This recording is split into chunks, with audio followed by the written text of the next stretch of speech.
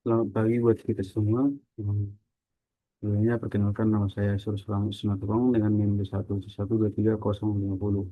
Nah, di sini saya akan mengerjakan tugas yang diberikan oleh Ibu Yarnisa selaku dosen pembimbing mata kuliah. Nah, mengenai limbah agroindustri. Limbah agroindustri adalah limbah sekunder atau olahan yang diperoleh selama produk produksi makanan seperti ampas tebu dan sekam. Ini berasal dari tanaman yang menghasilkan limbah berharga dalam panennya, serta dari porsi limbah yang tersedia setelah diproses. Disesuaikan bahwa semua jumlah yang dihasilkan dapat dipulihkan dan digunakan untuk aplikasi energi. Misalnya biomasa buah termasuk limbah sayuran dan kebun. Produk sampingan dan limbah dari industri pengalian buah, campuran buah, dan campuran dari semua residu yang sebelumnya.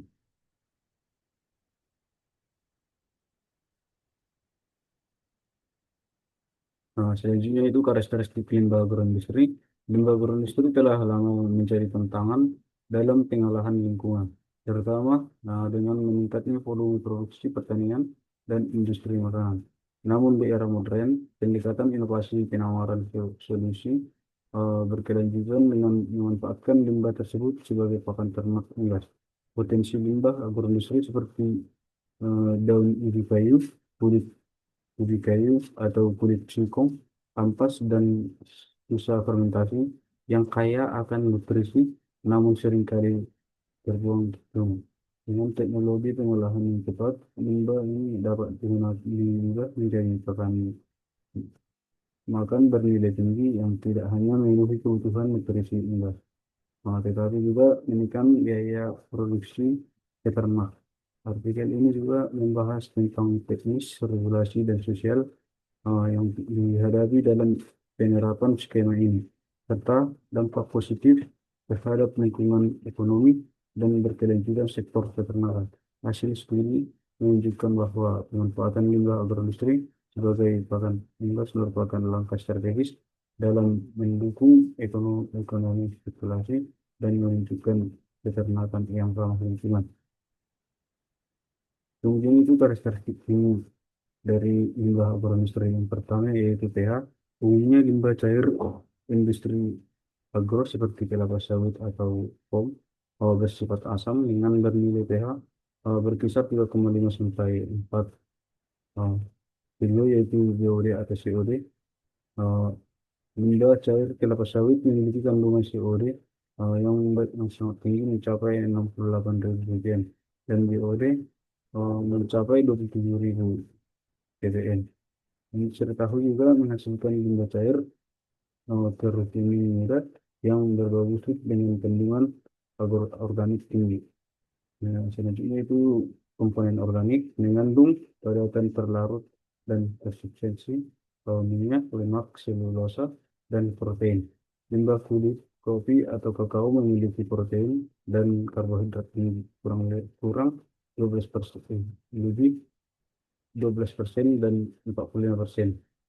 Unsur hara, limbah padat agroindustri mengandung C organik, N total, P2O5, dan K2O yang potensial untuk kompos. Kemudian itu karakteristik biologis limbah agroindustri. Pertama itu mikroorganisme pembentuk. Limbah agroindustri jika dibiarkan menjadi media pertumbuhan mikroorganisme pembentuk. Kemudian itu keberadaan dari patogen. Limbah cair seringkali mengandung dari patogen seperti E. coli yang terlibat dalam dekomposisi senyawa organik. Selanjutnya itu mikroba pengolah limbah cair industri, bihun atau yang kaya mikroba dari sisa pencemaran beras. Dapat digunakan sebagai inokulan untuk pengolahan limbah lain. Selanjutnya yaitu pemanfaatan mikroba. Bakteri proteolitik digunakan dalam proses pemanfaatan uh, untuk mengurangi bau dan menurunkan bagian organik.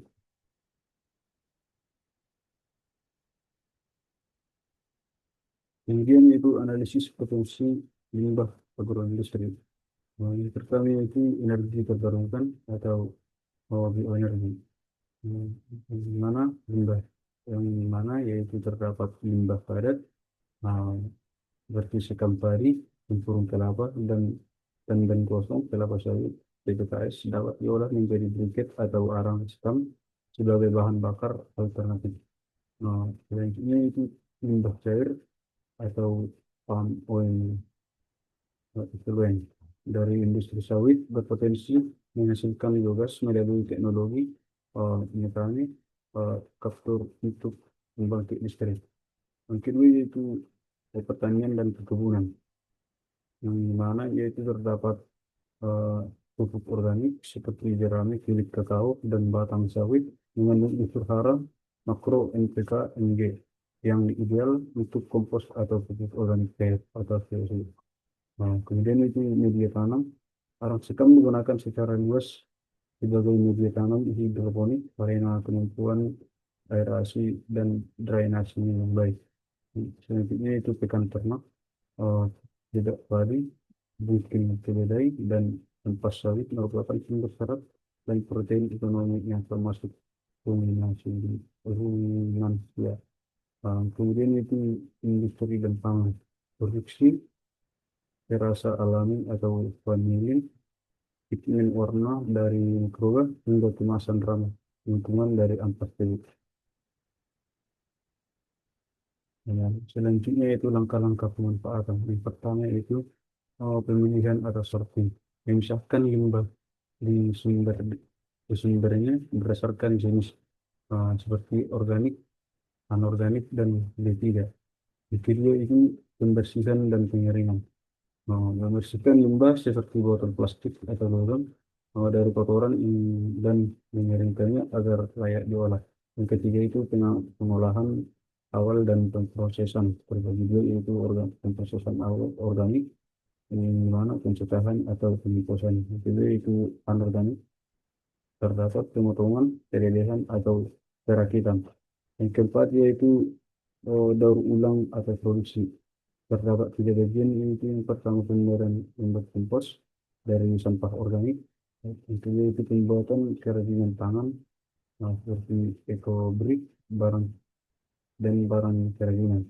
Yang ketiga yaitu pyrolysis, seperti sampah plastik yang dari bahan bakar. Yang kelima yaitu finishing, proses akhir seperti penghalusan, pewarnaan, atau pengepatan kerajinan agar memiliki nilai jual.